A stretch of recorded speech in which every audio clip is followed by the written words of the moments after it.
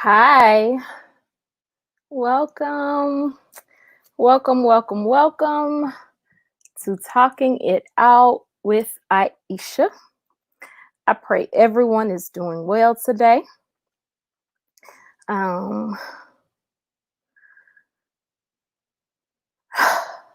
sigh of is it? I don't know if it's a sigh of relief or just a deep breath for a moment. We've had a full weekend, um, really a full week, if we were to be absolutely honest, starting from Memorial Day until now. And so it continues. And as it continues, we just kind of have to roll with the punches and see how it goes. Trying to get my phone set up here. So tonight, the question that I posed is, America, where do we go from here? Hi, Jaden. Thank you for coming in. Hi, Marcellus. Thank you for coming in. I worked really hard on trying to get a telephone number, and I think I figured it out a little bit. Not 100% sure. Hey, CeeLo. Not 100% sure. But I do have a couple things that I'm gonna try. But tonight, for those of you that do have my number, I'm going to, because I'm in a room that's kind of closed off, I'm going to try just the whole, if you have a number already and there's something you want to talk about, you can call in via speaker and, well, via my phone, and I'll put you on speaker and near the mic. The other thing I'm thinking about is, if we're friends on Facebook, you can do an audio call that way. Give me one quick second. There's so many different systems that you can hook up to YouTube to stream from that it's kind of hard to figure out which ones to choose, which ones not to choose. Make sure I got the videos up that I did want to look at today. One quick second. So how is everybody? Is everybody doing well?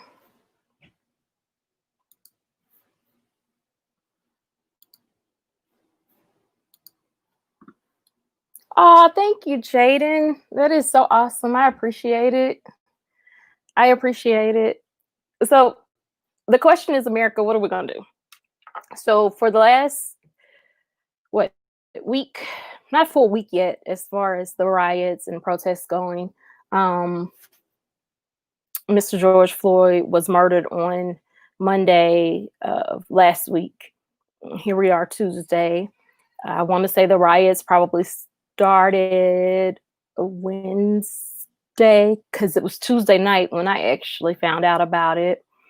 And I know I hadn't been 100% myself from it. I keep saying I'm going to watch the video. I'm going to watch the video. Y'all have not watched the video. I want to watch the video. I feel like I owe him that. I feel like in order to even understand the full magnitude of some of the individual's anger, that I need to do that. I'm going to start off tonight with an article. So I'll be sharing my screen a bit with you guys. Let's just pray that YouTube don't ding me, because I really don't know what I can and can't do. I'm still learning. But I think for the most part, I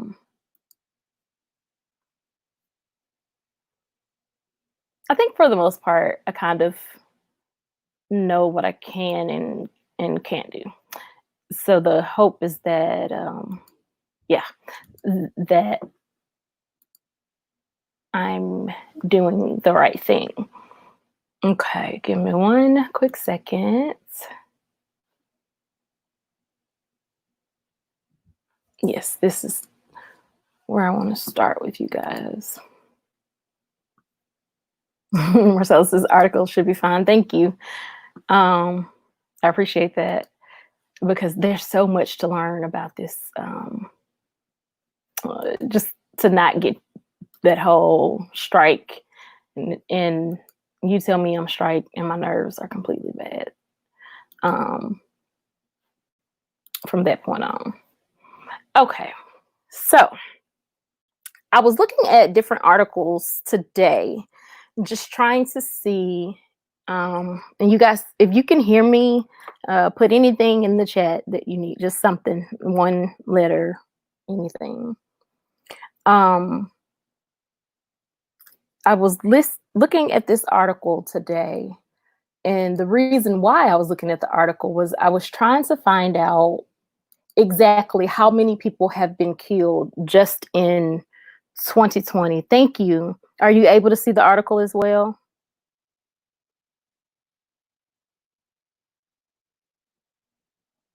Okay, thank you. Thank you so much, Marcellus. I'm about to make you a moderator. So when I came to this page here, I was just, of course, the color red caught my eyes, but then I started to read the names. Eric Garner, John Crawford III, Michael Brown, Ezell Ford, Dante Parker, Michelle Cusick, Laquan McDaniel, George Mann, Tanisha Anderson, Akia Gurley, Tamir Rice, Rumain Bryceman, I hope I'm pronouncing that right, Jerem Reed, Matthew, I cannot pronounce the last name, I don't want to mess it up, Frank Smart, Natasha McKenna, Tony Robinson, Anthony Hill, Maya Hall, Philip White, Eric Harris, Walter Scott, William Chapman II, Alexia Christian, Brendan Glenn, Victor Manuel LaRose, Jonathan Sanders, Freddie Blue, Joseph Mann, Salvador Ellswood, Sandra Bland, Albert Joseph Davis, Darius Stewart, he's from Memphis, Billy Ray Davis, Samuel DeBose, Ashim's Pharaoh Manley, Felix Kumi, Keith Harrison McLeod, Junior Prosper, Lamontez Jones, Patterson Brown, Dominic Hutchison, Anthony Ashford, Alonzo Smith, Tyree Crawford, India Kager, Levante Biggs, Michelle Lee Marshall, Jamar Clark, Richard Perkins, Nathaniel Harris, Pickett, Benny Lee Tigner, Miguel Espino, Michael Noel, Kevin Matthews, Betty Jones, Quintonio Lagrier, Keith Childress Jr., Janet Wilson, Randy Nelson, Atroni Scott, Wendell Celestine, David Joseph, Colleen Roquemore, Dijon Perkins, Christopher Davis, Marco Lau, Peter Gaines, Tori Robinson, Darius Robinson, Kevin Hicks, Mary Truxillo, DeMarcus Simmer, Willie Tillman, Terrell Thomas, Seville Smith, Alton Sterling, Philando Castile, Terrence Crutcher, Paul O'Neill, Alteria Woods, Jordan Edwards, Aaron Bailey, Ronald Foster, Stephen Clark, Antoine Rose II, Botham John, Pamela Turner, Dominique Clayton, Tatiana Jefferson, Christopher Whitfield, Christopher McCorvey, Eric Reason, Michael Lorenzo Dean, Breonna Taylor. And then at the bottom, they have George Floyd. And for me, simply because the Mr. McMichael was an ex-police officer and he had a run-in with Ahmaud Arbery, I truly would add him to this list. But this is a list that started in 2014. So in 2014, till now, and I did not count each one of these, but in a study, starting with Eric Garner's death all the way to George Floyd's death, in the ringing resemblance of "I can't breathe," it's just like, whoa. So we look at this and we think about what's happening now. Because what's happening now, we're kind of, mm, everybody has mixed emotions about it, right? Like, I don't agree with rioting and looting.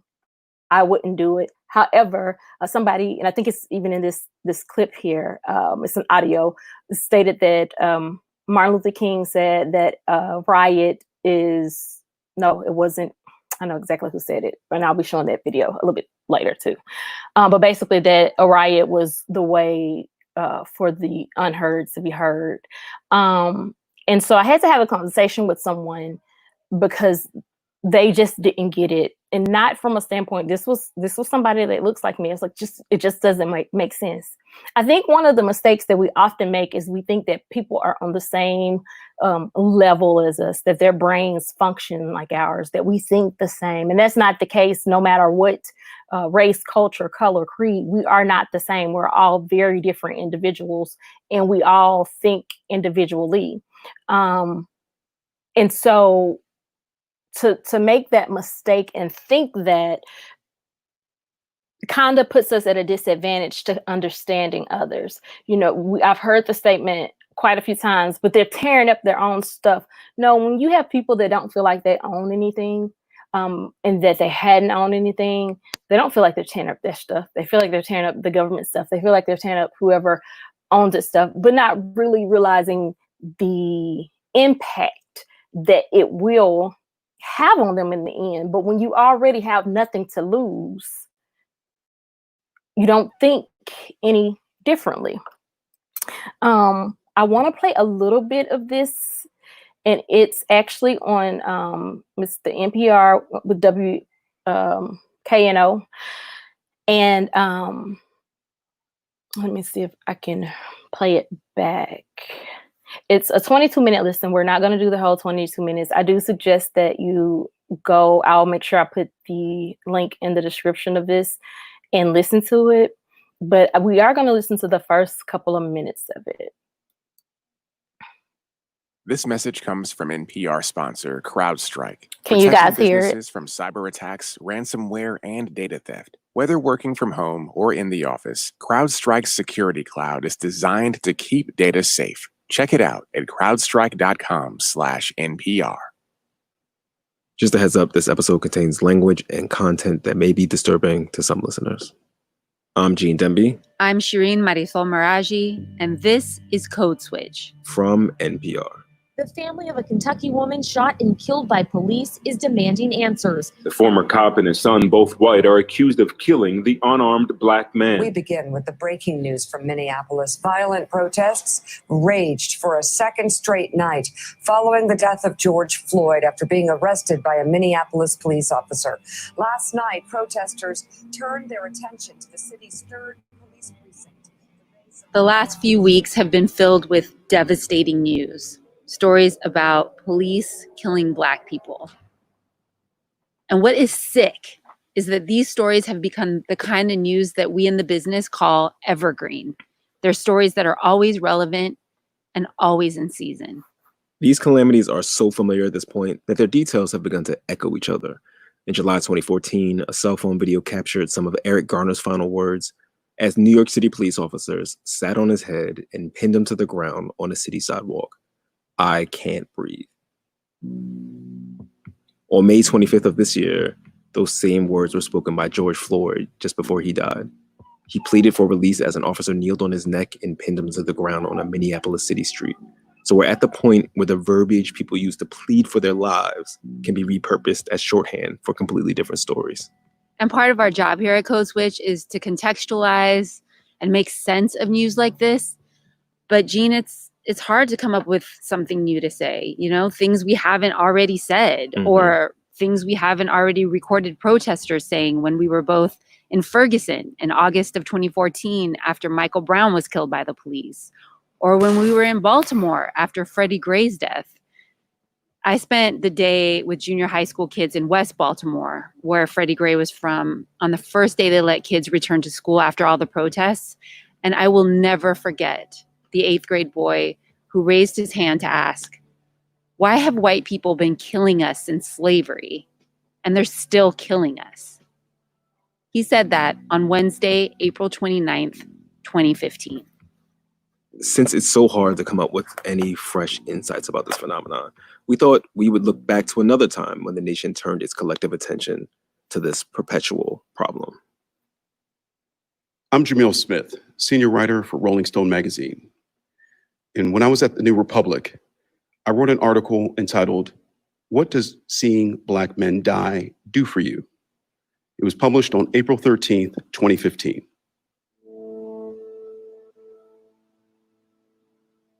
We get to see Black men tortured or killed by police a lot more often these days.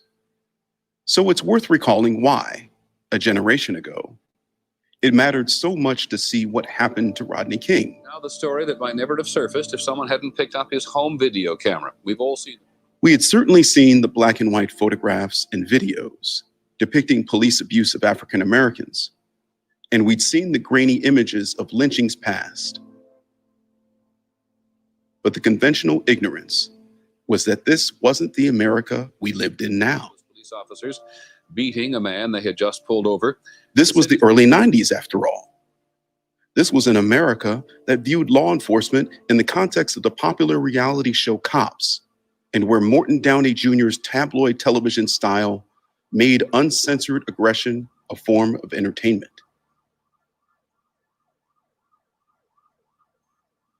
But when George Holliday's video surfaced, struck him with batons between 53 and 56 times. It signaled to a lot of citizens just how bad police violence visited upon marginalized communities actually was. 6 kicks and 1 officer, 1 kick. People either didn't know what was happening or were willfully ignorant of it.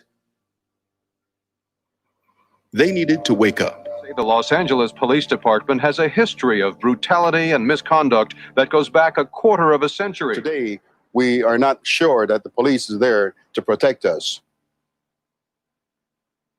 The fear of becoming the next Rodney King is still here. But what has changed is how often we are viewing that fear being realized. Jamil goes on to write that the ubiquity of cell phone cameras and dashboard cameras means this uncensored horror has become available on demand. He says he watched 22-year-old Oscar Grant get shot and killed by a police officer on YouTube before it made it to broadcast news. That happened in Oakland in 2009 on New Year's Day.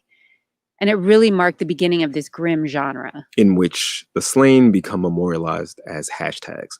Hashtag Justice for Oscar Grant. And remember Walter Scott and Eric Harris? Jamil writes that the videos of them being killed became public almost back to back in 2015. Both men were running away when the shots were fired. Walter Scott, 50, was trying to escape North Charleston police officer Michael Slager, who shot him 8 times in the back before planting evidence near his body to support a false account of the incident. Eric Harris was running from a team of Tulsa County deputies when elderly insurance executive Robert Bates, whose donations to the sheriff's office and modicum of training earned him the title of reserve deputy, shot him dead.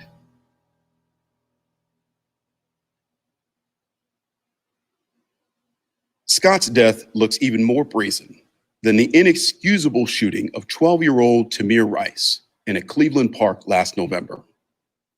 In fact, many of the videos carry eerie and terrible echoes of previous incidents. As in Oscar Grant III's death in 2009, Bates claimed he meant to pull his taser, not his gun, before shooting Harris. Eric Garner's futile cry was evoked when the mortally wounded Harris yelled, "I'm losing my breath."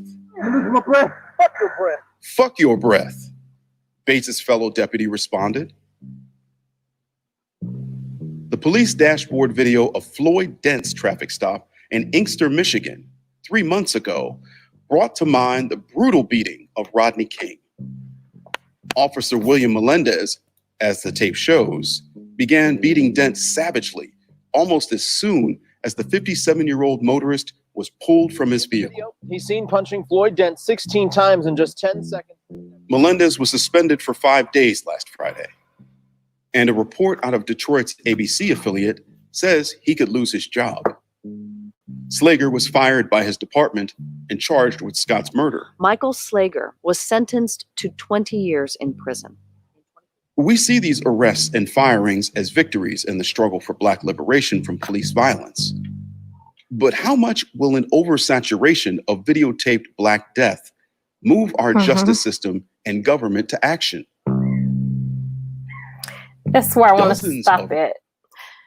The question that he asked was how many Black deaths will move our government system into action. I want to go back a little bit in this article. He did read it, but I just want to talk about it. What does seeing Black men die do for you? And this was in 2014, maybe 2015 when he wrote this article. But it says, it seems sickly fitting that those killed by police today are no longer transformed into the anointed or the condemned, but thanks to more advanced and available technology, they become hashtags. With a flood of more videotaped killings, a hashtag seems a brutally meager epithet, a mere declaration that a victim of police violence was once alive, human, and didn't merit having her or his life stolen. Unfortunately, the increased visibility of trauma and death at the hands of cops isn't doing as much as it should be. The legacy of our increased exposure to Black death has merely been the deadening of our collective senses. I read that last sentence, and I don't know that our senses are deadening. I honestly think that it causes it to be hyper and increasing and anxiety filled, because you just never know when a regular interaction will become the wrong interaction. Here in this article, down a little bit, it says, since January 1st, 2015, 1,252 Black people have been shot and killed by police, according to the Washington Post database tracking police shooting. That doesn't even include those who died in police custody or were killed using other methods. And again, this is NPR.org. I'm going to make sure that I put the link in the description, but just to name a few, it says Eric Garner, it says, we wanted to learn more about the person's final moments before the police ended their lives. Here's some of what we learned. Eric Garner had just broken up a fight, according to a witness testimony. Ezell Ford was walking in his neighborhood. Michelle Kosick was changing the lock on her home's door when police arrived to take her to a mental health facility. Tanisha Anderson was having a bad mental health episode and her brother called 911. Tamir Rice was playing in a park. Natasha McKenna was having a schizophrenic episode when she was tased in Fairfax, Virginia. Walter Scott was going to an auto parts store. Betty Jones answered the door to let the Chicago police officers in to help her upstairs neighbor who had called 911 to resolve a domestic dispute. Philando Castile was driving home from dinner with his girlfriend. Botham Jean was eating ice cream in his living room in Dallas. Tatiana Jefferson was babysitting her nephew at home in Fort Worth, Texas. Eric Reason was pulling into a parking spot at a local chicken and fish shop. Dominique Clayton was sleeping in her bed. Breonna Taylor was asleep in her bed. And George Floyd was at the grocery store. And then there's actually a PDF that you can print out, which is what I showed you up front, and it says, say their name. Tonight, I just want us to have open dialogue. I want to share one more video with you.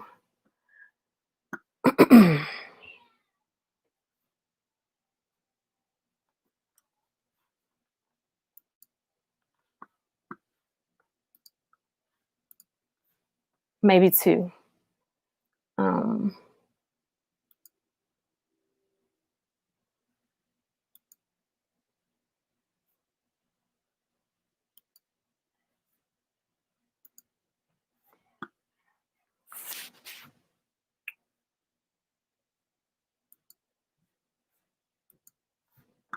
quick second.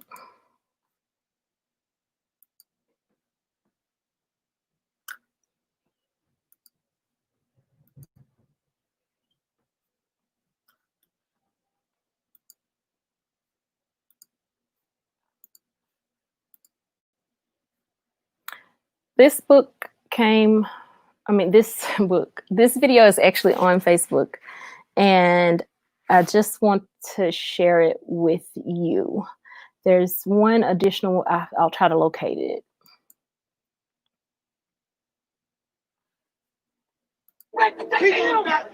Somebody gonna get killed tomorrow. And I understand. Somebody gonna get killed. And you best believe my mama talked me from going right downtown last night with my wife. I'm tired of it. And standing right there. I'm tired of it. And I understand. I'm tired of it, man. I understand, black man. Every fucking day. I understand. What we worried about this. I understand. But we won't stand up for. I understand. They get killed on the daily basis. Come here, talk to me. I understand. How old are you? I'm tired of this. How old are you? I'm 45 years old. 45 and I'm 31. And I'm tired of seeing this. And you the older generation than me, and I am too. And we've been standing around as the older ones, taking all this bullshit. Always hoping for a kumbaya fucking y'all. Come here. Always standing around for a kumbaya. Ain't nobody coming to protect us. Let me tell you, we gotta start our own fucking life. I understand. But let me tell you something right here. This 16. He's 16. They're gonna kill him. He's 16. What we gonna do? You tell me. What we gonna do? This ain't the way. Because they ready to let loose. If the United States president say, if you loot, we shoot. You think doing this going on? I know it. But it's time to stand up. So at this point, I'm ready to die. What's going on? Let me tell you something. That's the problem that we got. What you see right now is gonna happen 10 years from now. And at 26, you're gonna be doing the same thing I'm doing. You understand that? 10 years. You're gonna be right here too. But he also got so what I need y'all to do right now at 16 is come up with a better way. Because how we doing it, it ain't working. He angry at 46. I'm angry at 31. You angry at 16. It's over, you understand me? Putting yourself in harm's way is not the way. No, it's not. You and the other your counterparts, the same Asian that has that same power, y'all come up with a better way. We ain't doing it. Oh my God. And I have a 5-year-old son, and it ain't happening. I marched 4 years ago, keeping my Scott. Did the same shit y'all doing. The same exact thing night after night after night. It don't matter. Come up with a better way. You understand me? You keep yourself safe.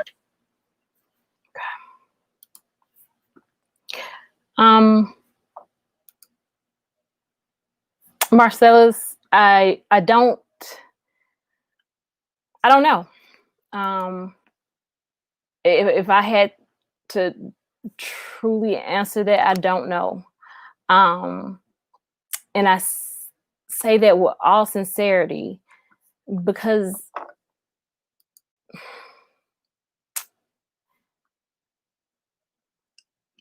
when I think about police brutality, it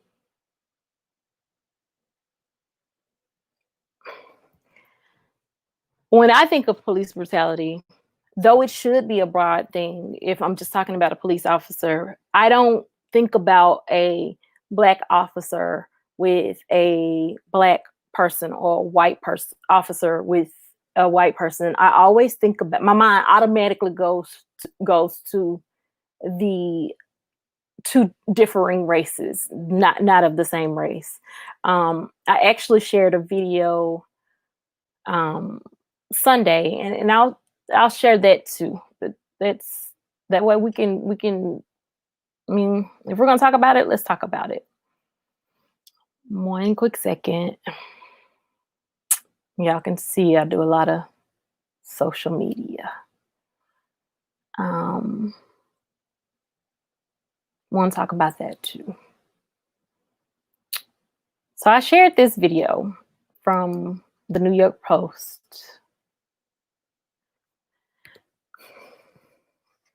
And are you guys still with me? Are you still able to hear?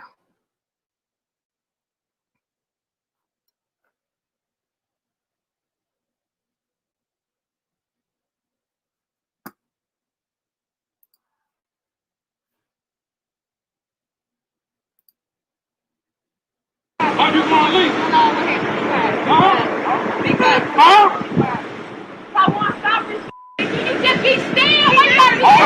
Damn, little bro, chill out, little bro. Damn, I don't even know, bro. I don't know. Don't touch me. Back up. He's telling you he can't breathe. He's telling you he can't breathe. Man, you see my hands? I'm not even choking him. Look at my hands off. What? His face got swollen. Huh? When I told you to leave, what you do out doing? Huh? Damn, bro. So it's not showing you guys the video. I'm not even got my hand on your throat. You ain't got to breathe, man. How? My hands are not even on your throat. Come on, little bro. Damn, man. Oh, God. Yeah. You got to record it now. Okay. You gotta record Hold on. You want to get mad with me? And I'm showing you. One quick second, y'all. Sorry.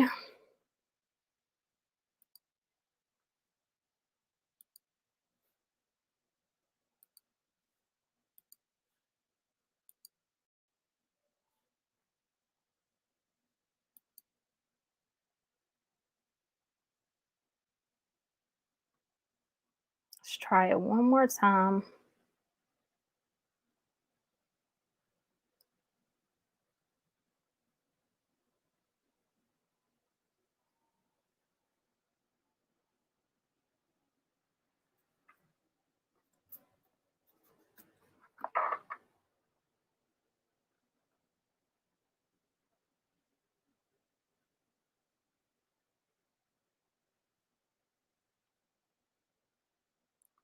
So it's not allowing me to. No, bro. Oh, no. Don't touch me. Back up. He's telling you he can't breathe. So you can't see the video, but can you hear it?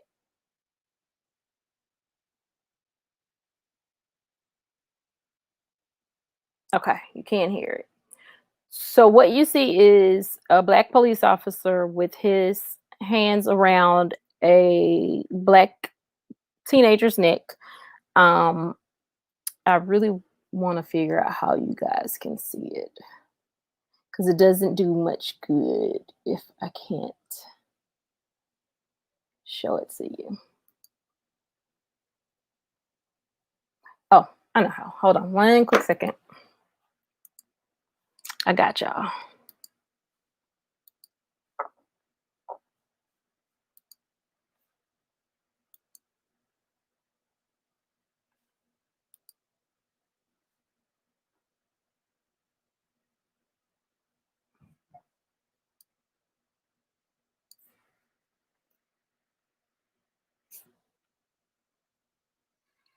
Are you gonna leave?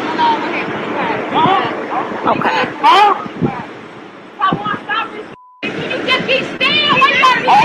Damn, little bro. Chill out, little bro. Damn, I don't even know, bro. I don't know. Don't touch me. Back up. He's telling you he can't breathe. He's telling you he can't breathe. Man, you see my hands? I'm not even talking to him. Look what my hands are. What? Basically got swollen. Huh? When I told you to leave, what should you have done? Huh? Damn, bro. What should you have done when I told you to leave? I'm not even got my hand on your throat. Still can't breathe, man. Ha! My hands are not even around your throat. Come on, little bro. Damn, man. Oh, God. Yeah. You gotta record it now. You gotta record But now, you want to get bad with me. And I'm showing you. I'm not the one that said. Damn, little bro. Damn, man. That's all you had to do.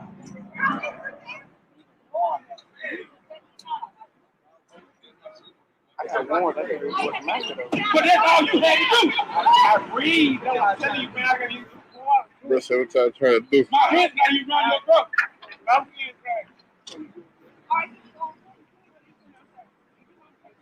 Your hand is around your throat. You're left. Leave. Leave. One more thing, and then we're going to talk about it.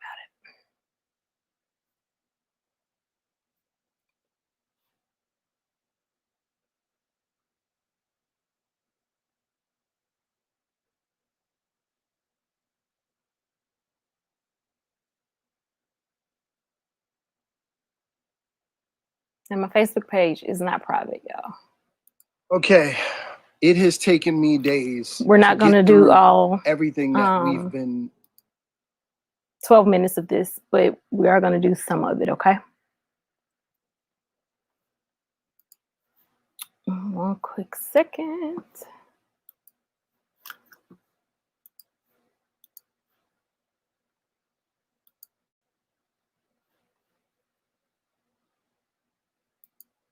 witnessing for the past few days. This incident in Minneapolis has really wrecked me. I got to do a better job explaining to my wife that I'm not okay. It is impossible as a Black man living in this country to watch Black men needlessly and senselessly losing their lives and not have that affect you. And I can hear many people right now, white people, as well as some Black people that I've experienced in my life, and that, they'll ask you questions like, well, why are you still here? If life in this country is so bad, Dondre, why are you still here? Here's a very simple answer to that question. My ancestors' blood fertilized this soil. You brought us here. We built this country off of the lives, the backs of our people, our ancestors. My ancestors' blood is fertilizing this soil. I shouldn't have to leave here. I have just as much of a birthright because I was not born in Africa. For some of you white scholars, I was born here. There is no bigger or greater patriot in this country than Black people. And I'm going to explain to you why. Despite the fact that we lack evidence that this country cares about us, we still show up every single day to do what a responsible citizen is supposed to do. That is a patriot. But now here's the question. Why are we so patriotic? This country, for its resources, no better country in the world in terms of the access of resources. But there definitely has to be a better country in the world about the way the country accesses its citizen, the way it resources its citizens, the way it treats its citizens. And I gotta tell you, and I've contended this for quite some time. I've never felt like a nigger in Canada. Never. I'm sure that they have their problems. Every nation has their problems. I've never felt like a nigger.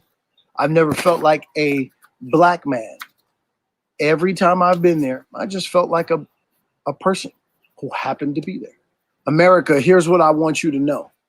Everything that you're experiencing right now with all of the violence, the retaliations, the protests, the riots. Dr. King said that riots were the language of the unheard. So America, here's what you're going to have to figure out. You're going to have to figure out whether you want to hear your citizens or not. James Baldwin said that to be a Black person in this country and to be relatively conscious is to be in a state of rage all the time. Not some of the time, all the time. I am in a state of rage and a state of grief all the time. I've been grieving for the past few days like I can't even explain to you. Because seeing that brother on the ground, while I saw his face, I saw every Black face that I know, every Black man that I know, including myself, including my son. America, you got a serious problem on your hands.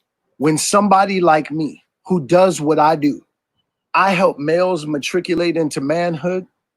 I help restore and resuscitate marriages. I build a bridge of language between myself and people who don't look like me. When you've got me feeling like I have to sequester myself to my home, thank God for this quarantine, because it's helped me to stay here. When you've got me feeling like it will be difficult for me to not engage a white person who I know has disdain for my very existence. When you got a person like me struggling, when you got a person like me struggling to not allow myself to grab a hold of somebody, you got a problem on your hands. You got a serious problem on your hands, America.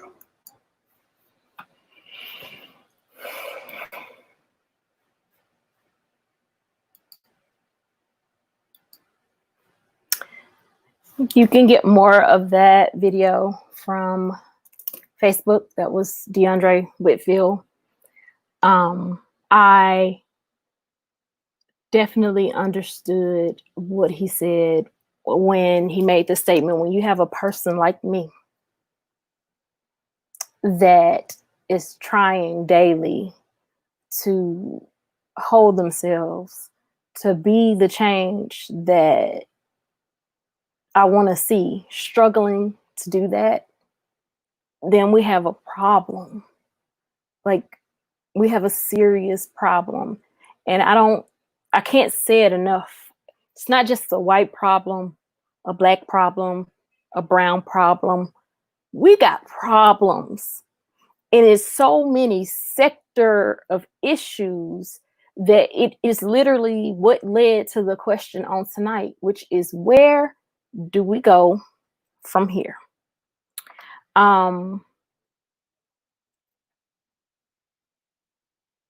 Where do we go? What are your thoughts? I'm actually about to do something different. Be Amazing Sylvia said it's an American problem. And I agree, because to hear him say that he's gone to Canada and has never felt like anything other than a man there, what's the issue here?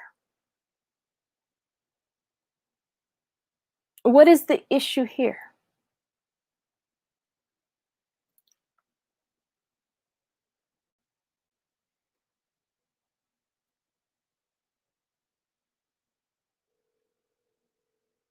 Gonna try something out here. And so I need y'all to let me know if you can hear.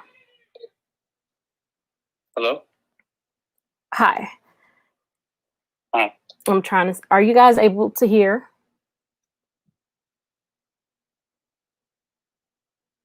In the chat. Are y'all able to hear? Hello. Testing, check, 1, 2, 1, 2.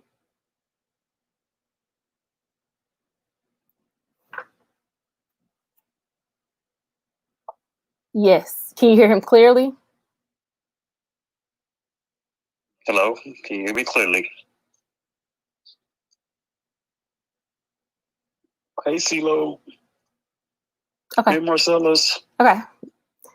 Is there something you'd like to say? If not, I'm gonna leave it open for Coach to call in. You can go ahead and leave it open. I'll keep on texting In chat.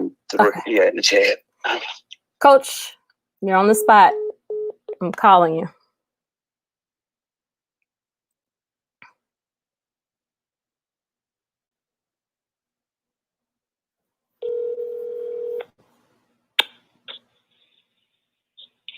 Hello. Turn your volume up. Hold on one second. Let me get you on speaker.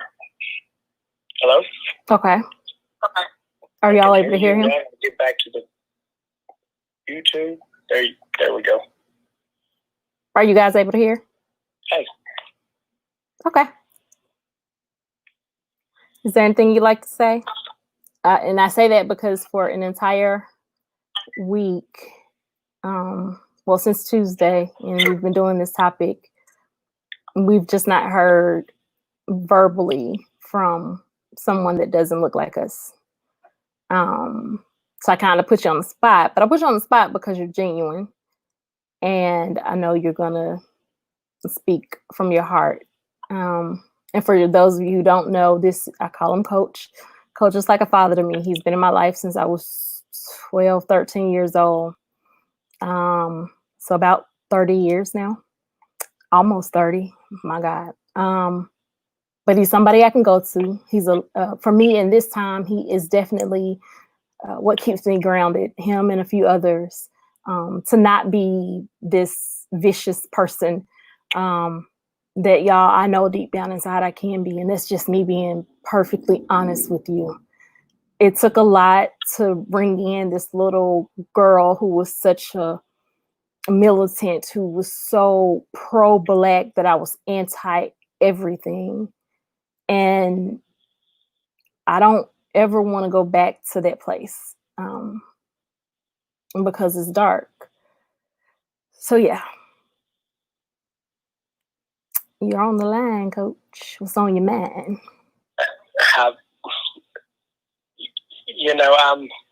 It's hard for me to explain from this side, but I almost can understand the wanting to go back to that other side.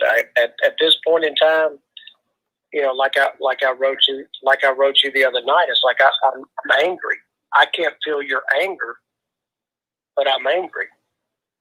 I'm angry at just so much stuff. And Drew is asking me, "Are you okay?" I said, "Yeah." I said, "I'm okay," but it's just it's become so. I don't even know how to word what it's been. It's just like, come on now. This is going on, and it's going on, it's going on. And I'm telling you, and I have friends that are on, I'm not saying my side, but on the side. I mean, you see people that are protesting, that are protesting for this, but I've got so many other people that I know that do not care. Mm-hmm. They are just like, it's, I don't know how to word it. It's just like, it is sad to me that I'm not saying the white side of it, but yeah, the white side of it is like, it's like, well, they don't care. Mm-hmm.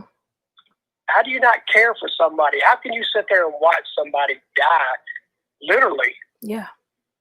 And it did not just hurt you on the inside. A man died from this. I could care less about looting. I could care less about burning of stuff. This is not the point that's not the point that we're trying to get across here. And I'm gonna say we're trying to get across here. Yeah. This has become so, and it's just more separation and more. I think what hurts me worse is the more separation. I agree. Me personally, it's the more separation of the. It's become a line drawn, and it's become a black-white thing, and I hate that. Yeah. That bothers me. Yeah. That's what keeps me up at night. Yeah. Yeah. So Does that make sense? a great Did I sense. word that? Yes, great sense. So Coach and I, so we talk so that we can stay grounded. And one of the things he said was here recently, he's not used to Black people not being nice to him because he's really a cool guy, like for real. But here recently, like he'll speak and won't get spoken to or looked at as the villain. And he was like, I don't like that. I don't like that. He was like, here I am. I'm one of the good guys. I will fight with you. I love you. I'm genuine. And it was one of those moments where I had to say, well, Coach, you kind of feeling what we feel a little bit every day. Welcome to my world. Yeah. And Welcome to my world. but it was a beautiful thing to be able to have that conversation and him not take it as an offense or as if I didn't care, because I did care. I don't want anybody mistreating him. At the same time, it was like, yeah, that's that feeling that we get sometimes when we go in the store and they just assume we're going to steal something. So somebody just looking at you and just assuming you're racist, just assuming anything about you. It doesn't feel good. It's a horrible place to be in. Dre says that, CeeLo says, Coach, thanks for your honesty. Real talk, you're right. Some just don't care. It bothers me too. They don't. It's like, this is not even an issue right now. Yeah. And to be honest, I see some that look at me and look like me, I'm sorry. And to them, it's not a major issue. And I don't know if it's maturity, if it's not understanding the magnitude of what occurred. I'm not sure. And all of this was on the heels, like I said, of Ahmaud Arbery. Even the lady in Central Park of all places, first off, because 5 young men were convicted for something that they didn't do. 5 Black young men were convicted for something, but she used the word African-American man as if it was a weapon. I'm going to call the police and tell them that an African-American man is threatening me. And that's all that's the only weapon that she needs is those words. And that could have been a situation that went totally different. Be amazing, Sylvia says it shouldn't be a black and white thing. Dracio says some people will always say it's someone else's problem until it directly affects them. And that I 100% agree with. I 100% agree with. I do thank you. Aisha, I'm lost. We all are. And that's why I was like, where do we go from here? I get in bed and these thoughts go through my head, and then I don't know. It's just, yeah. I'm trying to figure out what I can do. And to be honest, I think that's kind of where we all are. Because it's not a situation, I heard somebody say that until white people step up and acknowledge what is being done wrong to us and help us, nothing's going to be changed until they're willing to give over power. And I don't know if it's a power struggle. I don't know, because again, to hear this man say, I can go to Canada and there I don't feel like a black man or the N-word, I just feel like a man. It makes me question, what are we doing wrong as an American culture, not a white, black, Hispanic, Latino, Colombian, Asian, Japanese, Vietnamese, none of that. What are we doing as an American culture?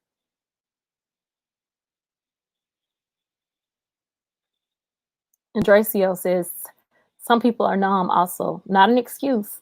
Some people riot and some people feel lost and helpless. And that's true.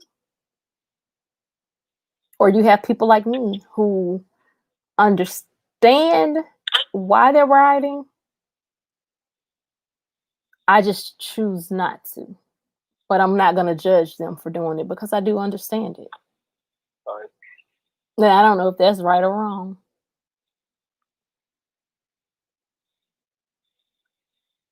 I don't know if that's right or wrong.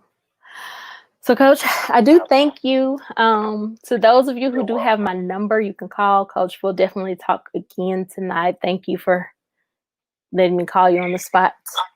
Yes, ma'am. For No worries. I appreciate it. For those of you who don't, Love y'all. oh no, thank you. We appreciate you. I do. I appreciate you. I don't take it for granted. For those of you who don't have my number, I'm putting the link in the chat and you can call. Thanks, Coach. You're welcome. Love you. Love you too. Bye. I've put the link in the chat for anybody that wants to come on. You can come in and not show your face and talk. Also, you can call me if you have my number.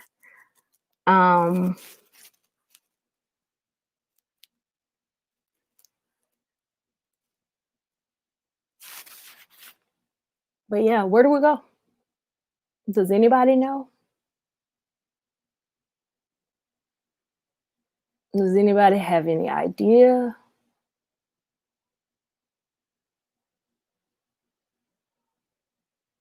Because I don't want to be in an area of the world with people that just look like me. You know, I don't want to limit. Well, and I'm not going to limit whom. If my child falls in love with somebody that doesn't look like him or her, fine, good. Welcome to the family. Like, when are we going to get beyond that? When is it going to be okay? Why are we in 2020 still having some 1920 issues?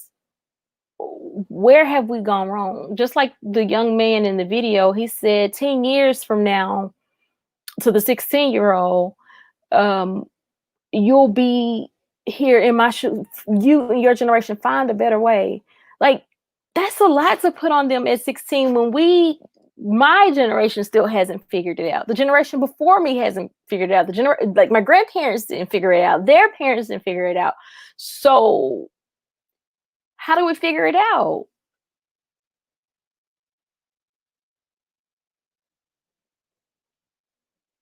What is the plan? And I agree, CeeLo, love is love. Like, love does not have color. And I'm not saying that we should be able to celebrate our differences together. I should be able to have Juneteenth and I can bring my friends with me that don't look like me, and they can be embraced by those that are around us and learn, our history. I should be able to go to, I don't know, St. Patrick's Day and learn about the Irish or Cinco de Mayo and find out the true meaning, and it be okay because we're embracing each other's differences and learning more about each other to understand each other. But until then, what do we do? Where do we go? Does anybody know? Be Amazing Sylvia says, sis, I need to leave. This is pulling me down and keeping me up at night. I need to go and clear my head so I can sleep tonight. I got to work in the AM. Love you. I love you too. And I do understand this is triggering for us all. I'm going to bring in Jaden. Jaden? Hey. Hi. Hi. How are you? Good. Do you have any thoughts?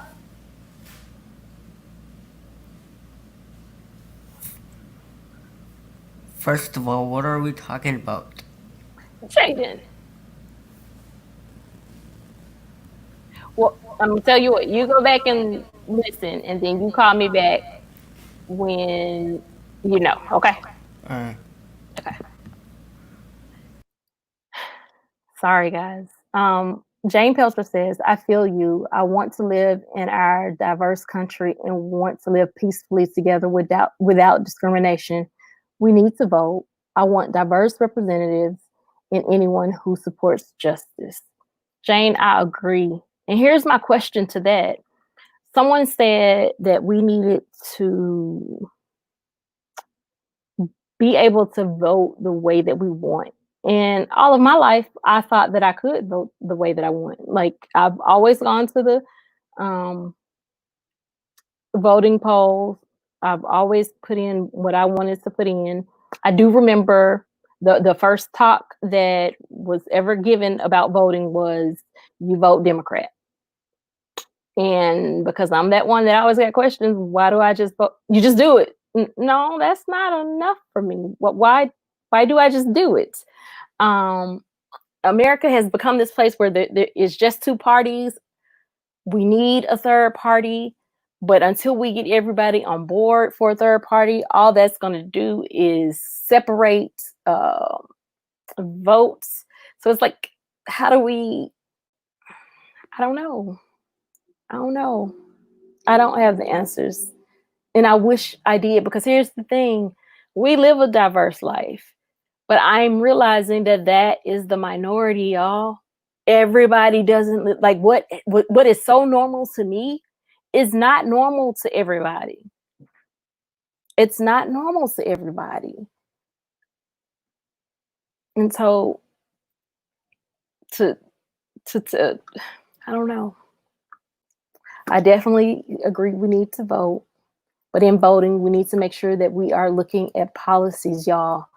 And not just voting in new people, but even looking at some older policies, some older laws that are on the books, and getting those amended or totally revoked, depending on what's going on. The neck restraint is a great example. That's a legal restraint, like a legal restraint. It shouldn't be. It never should have been. And you can do it to a person until they're unconscious. So that should have never been like. So we gotta. I don't know. I don't have the answers. And I thought that with tonight's talk, I'd walk away with this feel good.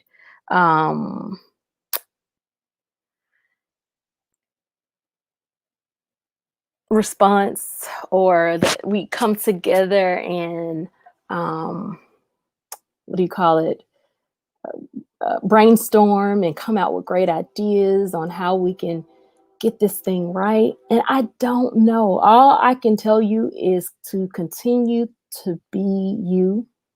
Be your best self, because the world needs you to be you. Like there's nobody else in this world that can be you. Do self-checks. If the riots and them tearing up stores, and I say them, and I say them because let me tell you, that riot, definitely the few that I've watched on live and through other people, they're diverse. Like it's not just Black people, it's not just white people, it's not just it's very diverse. But in that, if that angers you more than the fact that we have a man that literally was killed on video for us to see, then we got to check ourselves, because we need to be that type of angry about all the lives that have been stolen. The fact that we saw that many lives on that paper, which I have a copy of it, but it's not close by. The fact that we saw that many names on that PDF, and that was just from 2014 to 2020. That's 6 years. And that's the number of people killed by police. Missing some, to be honest. Missing some. So we're at a place where people are angry, they're afraid, they're frustrated, they don't have nothing, nobody cares. So the question is, where do we go from here? How do we reel them back in? Because even in Atlanta, you got T.I., Big Mike, the mayor, talking about how, Atlanta is Wakanda. Why are we tearing it up? But then was it really even them tearing it up? We don't know. I've seen riots where there have been people putting things on fire that did not look like me. The news isn't showing it, but if you look at some of it on YouTube, you will see. And so it's concerning. At what point do we make a decision as a nation of a melting pot of people that this is how we want America to be, and this is how we're going to move forward, and this is how we're going to, like, how do we do it? How do we do it?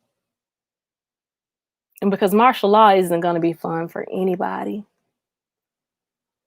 Anybody. And I can see it being more of a massacre to Black people than a help. So we got to figure something out.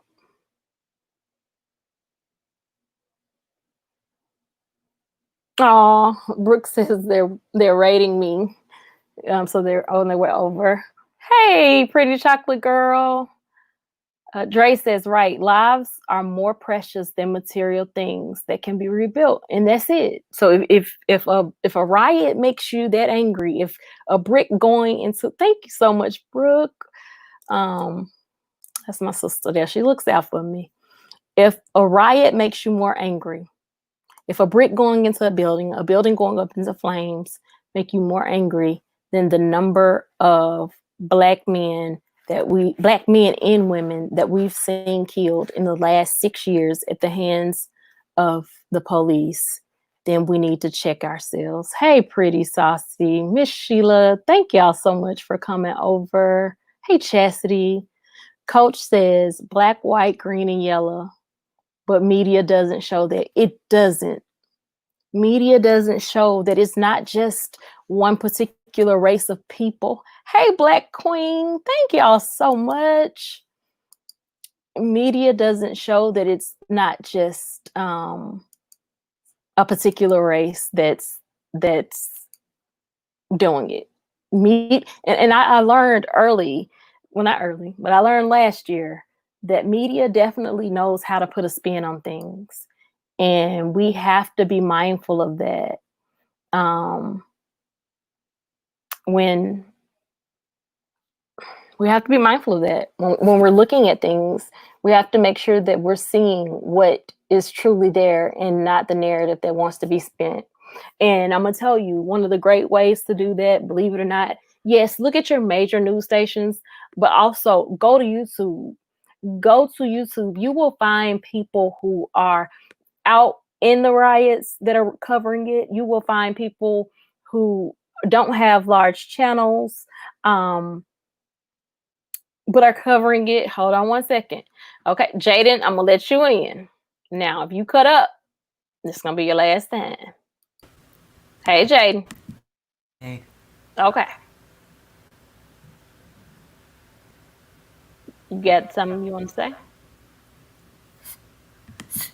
So I listened on what you said. Mm-hmm. And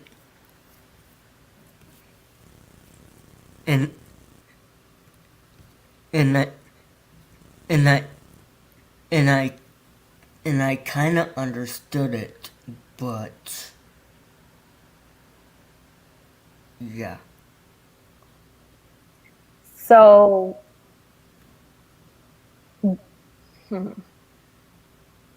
Chastity says, hi, Jaden. So my question is, do you think that we should all get along? Or do you think that people should live in their own parts of the world?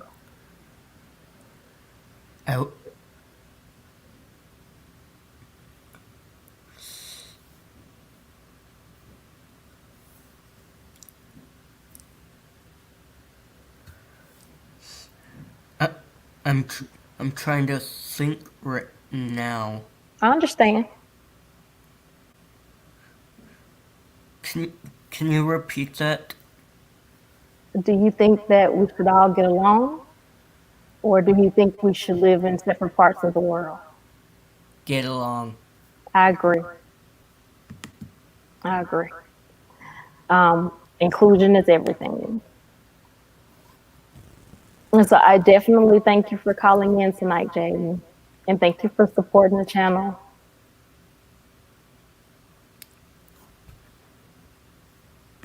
You're welcome. Okay, have a good night.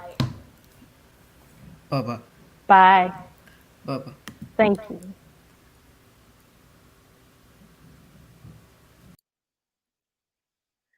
I thank you, Jaden, again for calling in. And I appreciate you going back and listening. And I agree, we all should get along. We don't need to be separated. Brooklyn said the conversation is here, supporting our own. Yes, we do. They as bad as the devil with the trickery. We're here to support family. Hey sis, that was Black Queen. We're actually coming to the end. One of the things that I always want to try to encourage us all to do is just be mindful of each other, be mindful of the world, and that it's so much bigger than us. And again, to hear I'm gonna forget Deontay say that in Canada he just feels like a man, it makes me question, what are we doing culturally here in America? I'm grateful for those who have come in to support me. I try to keep it to an hour on Tuesday and Thursday, and we go over a little bit on Saturday sometime. Jesse said, oh, dang. Yeah, Coach, I agree too. Thank you so much, Coach, for allowing me to put you on the spot. If anybody would like to chime in, the link is in the chat. Marcellus, yes, come on in. Hi. So basically, I just wanted to jump in here for a little bit and talk about some of the things that is on my mind. I appreciate it. And that one video that you showed where you have that 16-year-old, I think the 31-year-old and the 45-year-old gentleman, it really highlights the issue that we have here. Where a lot of people want to do some type of action, want to do something about the problem, including white people, brown people, black people, but they don't know exactly what to do. Right. So, but I think one of the things that I'm trying to start right now is basically an organization that can provide that outlet, provide that, hey, you cannot make, you may not can just snap your fingers and make everybody non-racist, but these are the things that you can do. These are the small things that you can do. And I think one of the top things on that list is start voting. Right. Because a lot of people don't want to vote because of whatever reason. And there's been people that died and, were, attacked, in the civil rights movements about this, but they're not exercising their rights to vote. So, but one of the things that I guess I wanted to talk to you, I was thinking about maybe talking to you outside of this, but I decided to go ahead and chime in on here, is basically the organization that I'm trying to build. I'm trying to, well, first, the thing that I'm trying to build a thing where somebody could put in like their zip code or whatever, right? And then it will tell them exactly the things that they can do in their county, in their city, to progress this issue where we are not having people kneeling on people's neck for 8 minutes until they pass out and die. Right. So something that's more grassroots versus where you have like overall like Black Lives Matter, where I go on the website and these other websites, I'm like, okay, you're documenting the issue, but what are you doing about the problem? Come on. Right. And another thing is that with the rioting and so forth. Not that I am like totally against protesting, right? But at the end of the day, like, what are we going to do next, right? What after the rioting, then what, right? And even with like the social media hashtags and blacking out your Instagram. profile picture and so forth, yeah, that's cool. It's like you're hip. And someone, I don't like using this word, but it's like what the right side says, virtue signaling, right? Where they like, okay, I'm cool with everybody else, but at the end of the day, what are you doing, right? And especially if you haven't like did stuff like filling out your census, you haven't registered to vote, and you don't vote in the midterms. You only vote during the presidential elections. Like, there's other things that you need to vote for. So one of the things that I'm going to try to do is try to get people to understand that, hey, start voting, and these are the people that that are supporting the causes that we care for, right? And these are the people that don't care for the causes that we care for, right? And get those people out of office, get these people in the office. And it doesn't matter if they are Republican, Green Party, whatever party, Democrat, and so forth. And like recently, I think I was listening to Charlemagne, and he was saying that the Democrats are, they take the black vote for granted. Oh yeah. Right. And like, I'm like totally okay voting for a Republican if he has the right policies in mind to enact. Yeah. Like, at the end of the day, we want what is good for us and what is good for the society. Not, oh, he's a Republican, so therefore you don't vote for him. So I think as Black Americans, we need to stop that hard line Democrat. You can only be a Democrat type of thing. Like, yeah, like I would say that I'm like last time I filled out the voting form, I put independent because I feel like both sides are messed up, right? Right. You have stuff messed up on both sides. So like, I think that we need to get out of that, and I think that is hurting us more than we think it is.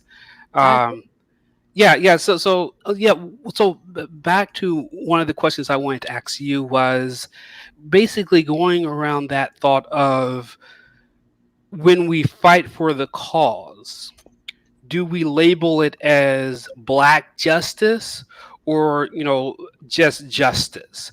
Because I had some people, some white friends on Facebook basically saying that, don't play the race card, but we're with you. Right.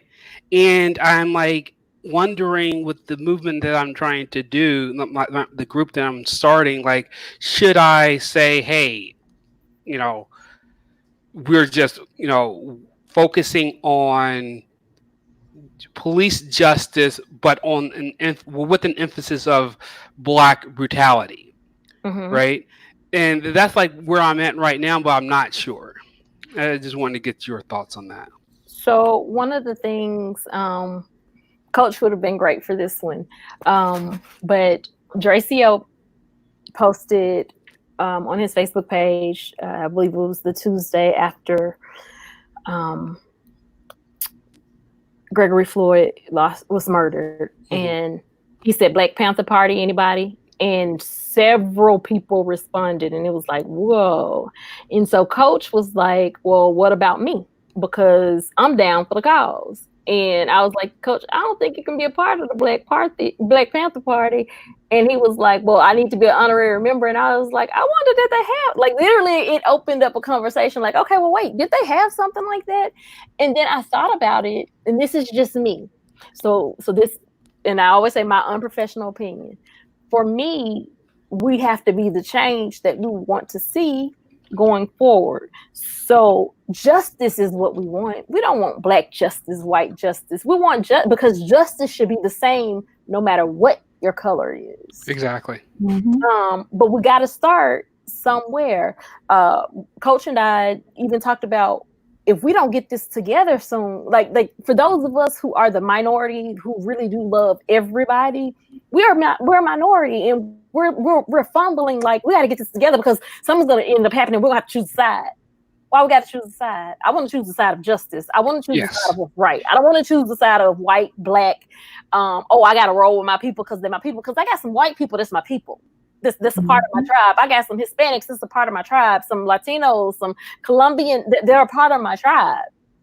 And so, if I got to choose my tribe, I'm gonna choose my tribe. But my tribe isn't black. It's diverse.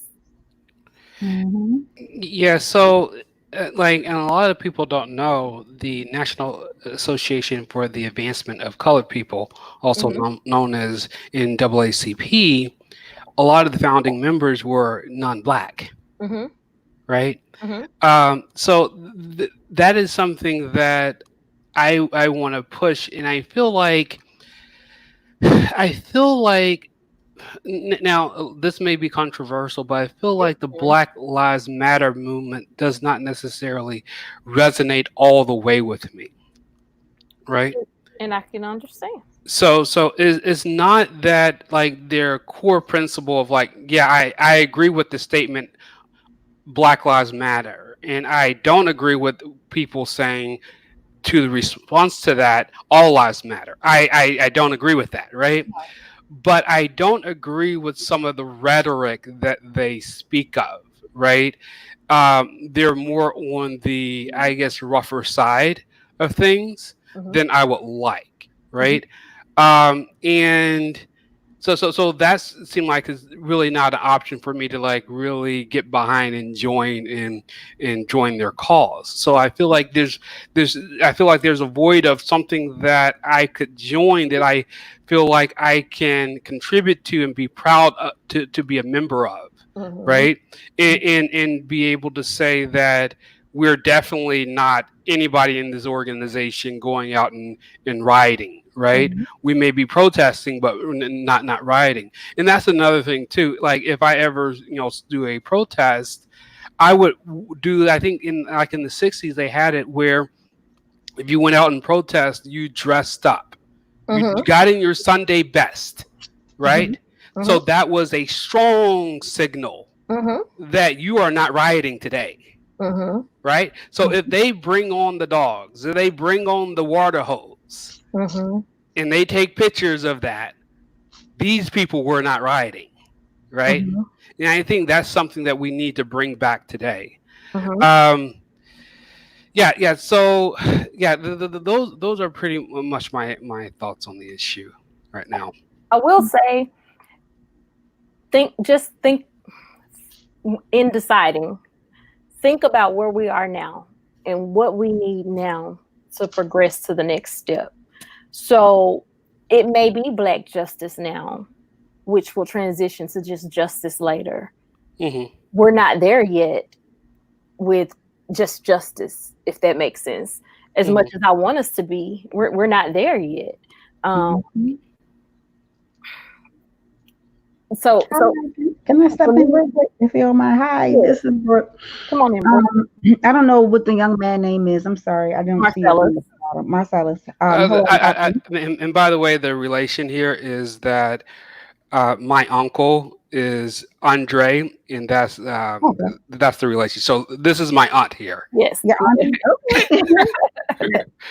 That's my sister there. My sister from another mister, but that's my sister. Okay. That means that we all still family anyway. But I think that if you don't mind me just kind of piggybacking on what you said, since you decide to have it public, I think that your conversation is a great conversation. I think that is definitely a good way. I like the idea of the zip codes, because I'm going to be honest with you. One of the things that I said was, okay, I'm here in Baltimore. What can I do to contribute? This has happened in Minneapolis. Like, what can I do? Because I feel like I want to be a part of the movement as well. So I do think that is an awesome idea to get out and to spread, because then that would allow for someone like me to be able to be involved. I can say, okay, let me pull this app up and put my zip code in and see where the nearest, protest and things of that manner are going to be taking place. Now, the Exactly. one thing that I did want to say to you was about when you made the comment about the Black Things Matter. Now, you said you are you African American? Yes, yes, I Okay. am. All right. So I don't know exactly if you know why the Black Lives Matter protest even came about, but just to kind of reiterate, just in case, because I know a little bit more about it because I was really involved in it at the time. A ton of African American men were being beaten for no reason by the police. And instead of doing what they're doing right now, someone came up with the Black Lives Matter. Now, since then, we have All Lives Matter, we have White Lives Matter.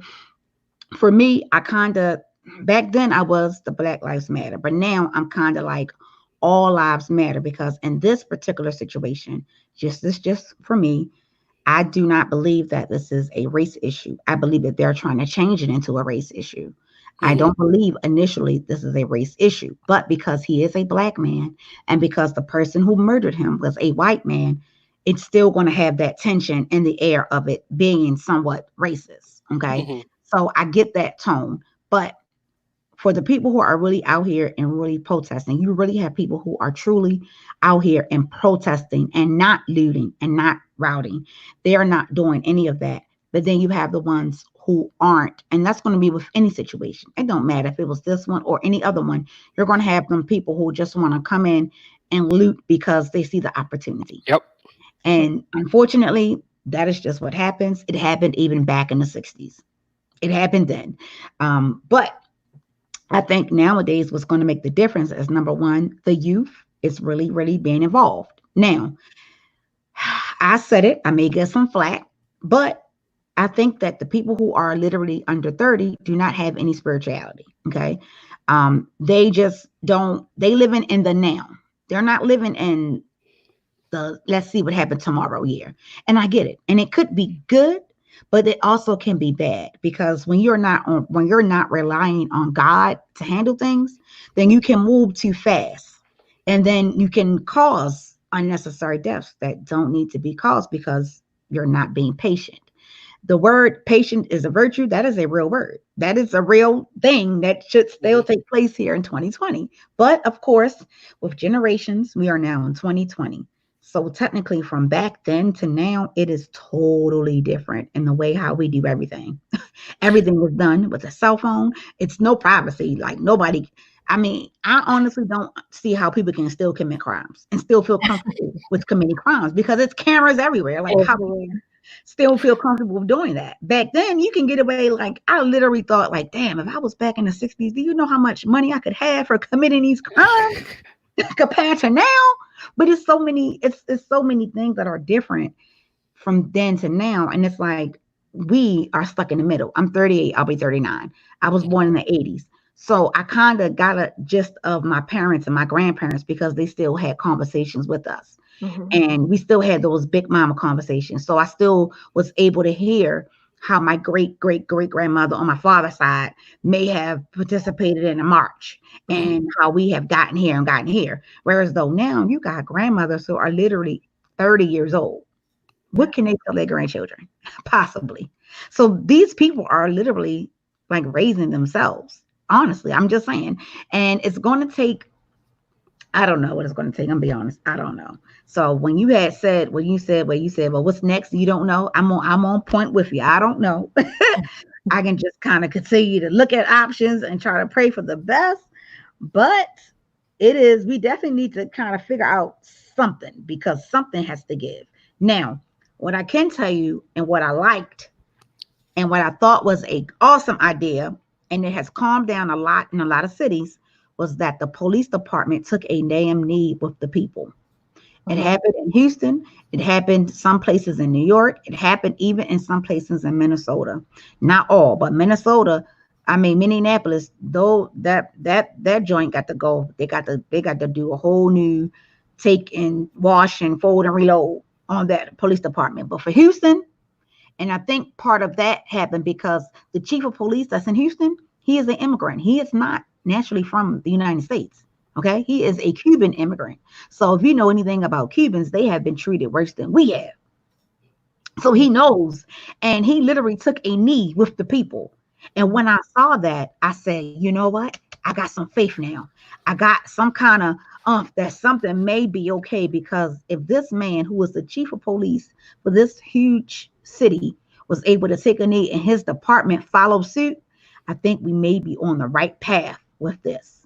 Yes, and that's a good point there, is that so you have people, you have the police, wanting to join, right? Wanting to join the cause. But do you think they're going to join Black Panther? No, the thing is, it's 2020. So technically, Black Panther, now it might be Black Zebra or something. I don't know. Oh no, it's still the Black you know what I mean? Like, it's out. I mean, Yeah. The Black Panther is still alive and well. I ain't saying that. That's not what I'm saying. I know that. But you got it along with the Black Panther. We got to realize now, just as much as we got the Black Panther, we got the KKK.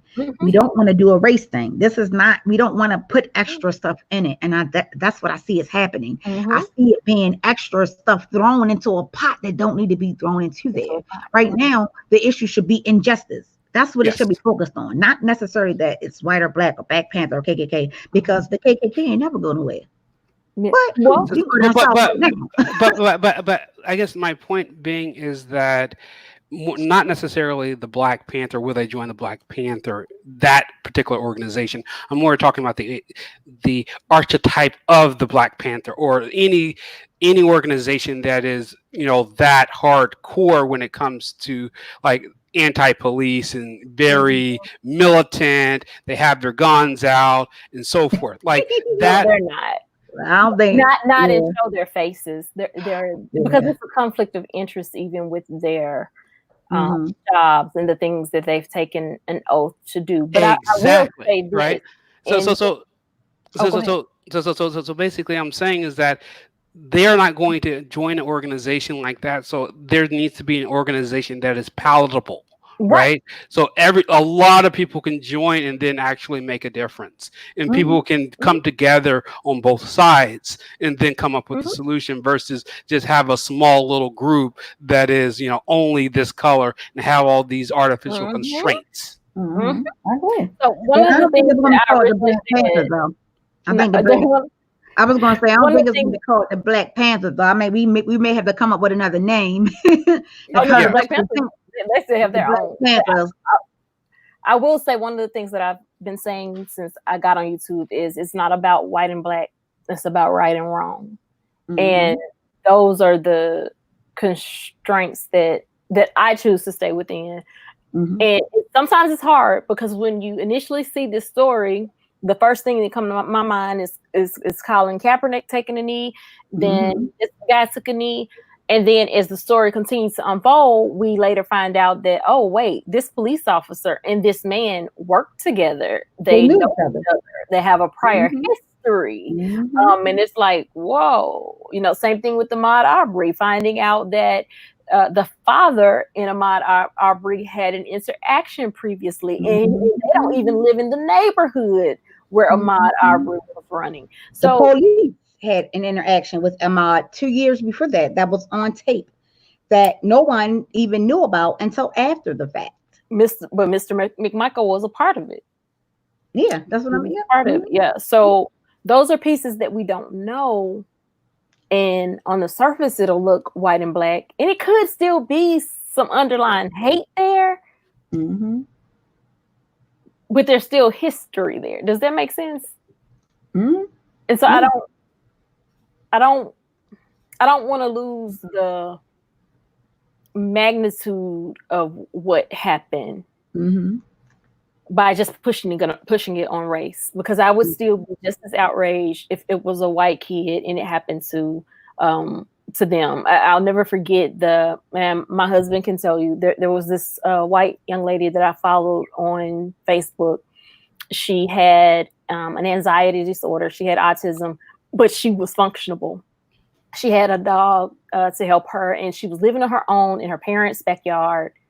The police came, and she pulled out a knife, and they shot her. And I was devastated. And she didn't look. I was devastated, because it was like, why aren't they trained to do this? Or when the officer shot the young man, the caregiver who was trying to get the child out of the middle of the street who was playing with a truck, and the officer shot him because he basically was afraid. And his response was, I wasn't trying to shoot at him. I was trying to shoot at the kid. And the officer was laying down the caregiver was laying down with his hands up. Yep. Just trying to get the young man to come back in. So is it color? Is it fear? You need to find another job because I don't know. I don't know. But I do like your idea. I think that it is needed. I think it's a step in the right direction. I know that for us, and definitely we can talk offline too, because one of the things that I truly want to do is create a space for everybody that's against injustices, period. Black lives do matter, but I do understand what you mean when you say that all of it you don't feel as if you fit in. You do agree that Black lives matter. You hate or you're irritated about when people say all lives matter because you know it's about Black lives, but you still don't fit into that dynamic. And I get that. I promise you I do. I promise you I do, because I don't fit into some of the I don't fit in parts of it because I'm still gonna love those in my tribe, and I don't have it in me to hate somebody just because they did something wrong to me. I don't. So yeah, I commend you on that. Yeah, I think that's an awesome idea. I really do think you should go ahead with it and just let it take on a mind of its own, because you already got that right idea for it. So it's definitely going to take on a mind of itself once you begin.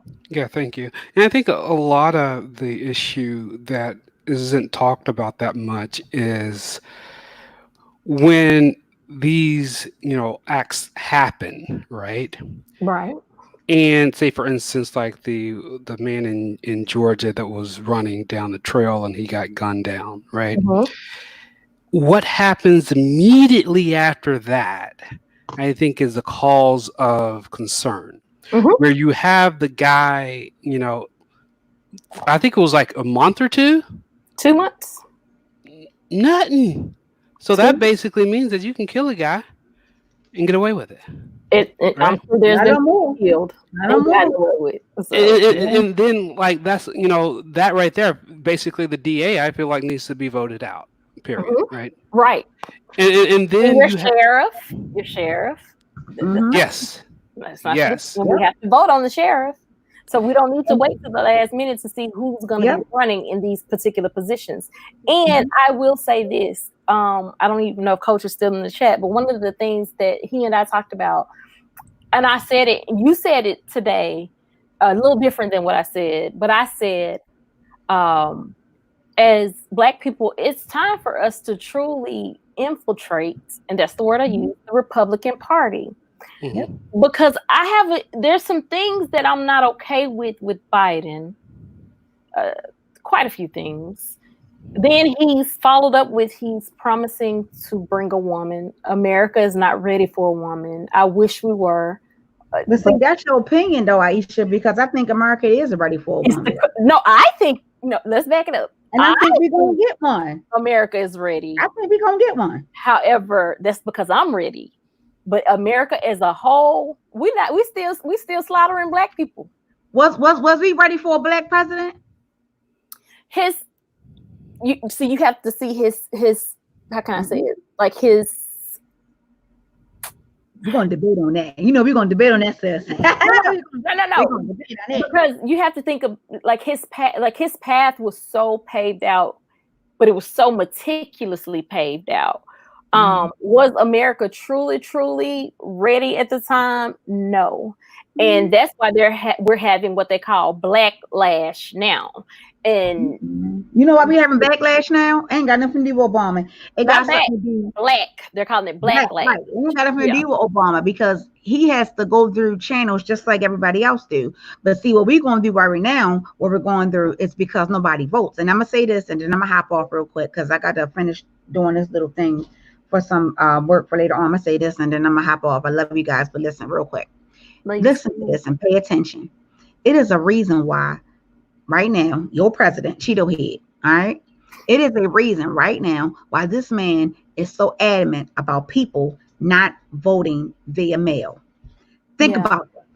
Oh, Think yeah. about that. And then after you think about that, you tell me, why would he be so mad? Why would he be so angry at the fact of voting via mail? Yeah. Why? My aunt There can be a actually told reason me why. a couple of months ago to make sure I had Please, the ability to do a mail-in ballot. make sure y'all vote. Make sure y'all vote. I don't care who you vote for. Just make sure you vote, because our opinions is not going to matter unless we are voting, and we have to vote. We have to vote. We may not all agree on different things. I love Biden. I have loved Biden since he became our vice president. And I had said it earlier when I went live. I said that moment, I didn't know who he was. And when Obama put him up on that stage, and I said, he is raw and gutter, and I love it. He was Obama's fit. Like, they matched well. And that's why they did so well for the 8 years that they were in. Did they do everything right? No. Did he get allowed to do what he really wanted to do? No. No. But he still made a presence. He still made his presence known. And still to this day, you still have people like, I want him back. He needs Oh, to come yeah. back. You know what I mean? So I'll we take got to pay anything over attention to what we all have. of that. Honey, Right. we got to start at the head. We got to chop this thing off at the head and work our way right on down. Get them out of here. Them sheriffs, get them out of here. Them judges, get them out of here. Get them out of here. Yeah. Get them out of here. I love you, sis. Love you, And sis. nice meeting your brother. And I will check you guys later. I'm gonna hop back in the chat for a little bit, okay? Okay. Marcel, I do think though, go with your heart on that one. Black justice or justice, we may be in a season of Black justice, but then you have Black Lives Matter. You also have, there's a grassroots, and I'll try to get it's grassroots something, and they particularly focus on police brutality within the Black community. And it's led by Lee Merritt, Sean King, and I think Benjamin Crump. And that would be worth looking into with what you're trying to do. That's definitely a start. Yeah, for now, I think working on, the issue at hand, which is, police brutality, is like something that we can work on. But I think there's other action items that we can work on as a Black community, Yes. right? Because I think a lot of the issues that you see is a symptom of social economic problems that Black people face. So like I forget, it's so many. There was a guy selling CDs, bootleg CDs. I think you probably remember it, where he got shot, right, by a cop, right. Mhm. And I think somebody called the cops on him because he was selling the CDs illegally, and ended up they were tussling on the ground or something, and next thing you know, pop, he died. Mhm. And looking at that, I'm like, what can we do as a Black community to prevent that from happening, right? And Mhm. one of the things is, if we can work together somehow to increase our wealth, right? And Mhm. like, when people are like, for kids, they're studying the homework or whatever, parents need to be working with their kids, because that is a factor to the police brutality, right? Mhm. Because if we had money, a lot of this will go away, right? And I'm not saying all Black people are poor. No, I'm not saying that. But I think there's a lot of economic problems that we face, and a lot of those problems, mashed up with police brutality, doesn't end well for us, if that makes sense. I don't know if money would make a difference though. And I say that thinking about, just think about some of the rappers, actors, and stars that have money would Mhm. still get caught up in stupid stuff. It's a mentality on some parts that have to be changed. That was just like just thinking about here in Memphis, Lorenzen Wright, and then there was another guy. I cannot think of his name. He headed to in pro, I think actually, but couldn't stay away from home and needed to stay away actually, and end up getting shot during a dice game. It's like we gotta get away from some of the mentality ourselves, because if we don't, then we're kind of creating double the trouble, I guess. That's a good way to say it. I don't know, but I agree with you on voting. It is a start. I also think that we gotta, as far as ourselves, live the life that we want to see. Meaning that we have to be what we want to see. Like, we got to be intentional. Like you were saying, we got to start at voting. I also think we have to start at the table, sitting down, having conversations, real organic relationships with people that don't look like us. And that automatically makes us care more about people that don't look like us. There's so many places that we have to start. And a lot of people don't want to hear that. A lot of people don't want to hear that we have to put forth an effort. But I just think in order for it to work the way we want it to work, that we all have to be willing to put in some work. True. And there was a video by Eric Thomas, the motivational speaker, and he was saying that, it's not just going to be, you protest one day after you get off of work and that's it, right? It's going to, have to be a commitment over time, right? It's not going to be next week everything's fixed. No. So it's going to be years, going to take a long time. And even with the voting thing, that is not a quick fix. Not at all. So that's more of 10, 15 years of change, right? That has to happen. Yeah, so I think I spoke all the things that I wanted to say. Thanks for having this and inviting people to talk. No, thank you for coming in and talking. I actually made you a mod, and I'm glad I did, because you put the link in for the article that we were looking at, which really, it just, when I read that, I was just like, my God, this is 6 years and this is a lot of people. And so, yeah, I'm grateful for that. Thank you. And just thank you for being brave enough to come on and speak with us. Yes. A lot of people sometimes shy away from it, but I thank you for that, because it was needed, and some fresh ears. And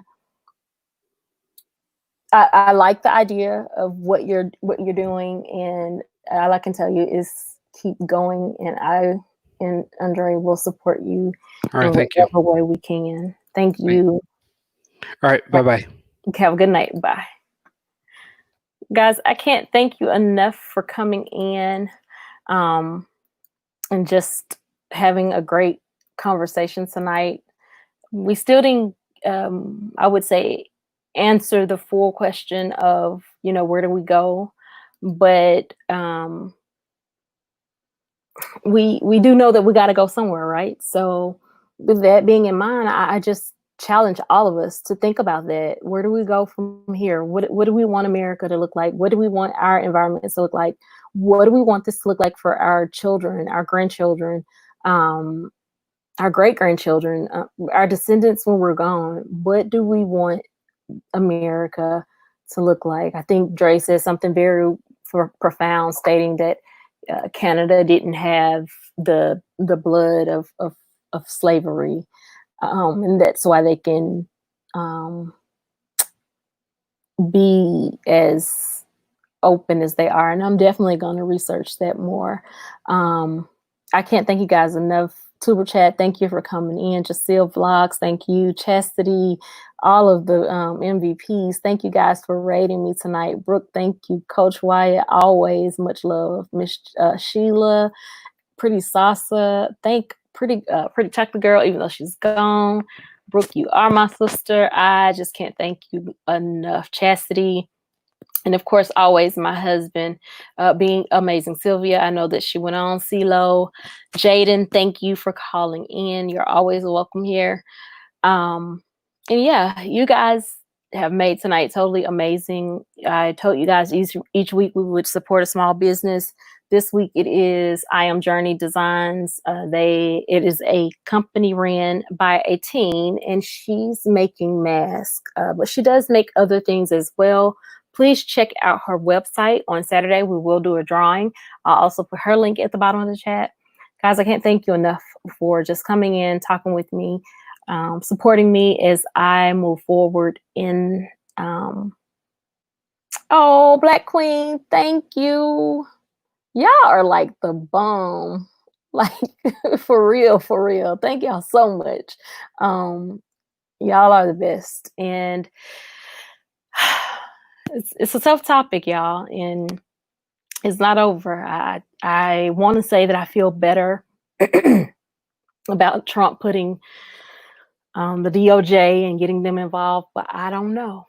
We'll see, right? I hope they do what's right, because if they don't, I don't know what America will look like. Thank you so much, Black Queen. So until Thursday, guys, keep your head up, keep your smiles going, stay hopeful. I'm sending lots of love, peace, and blessings your way. And again, because my husband said it's copyrighted, I won't say it. I'll just go. Yeah. I love you guys. Bye.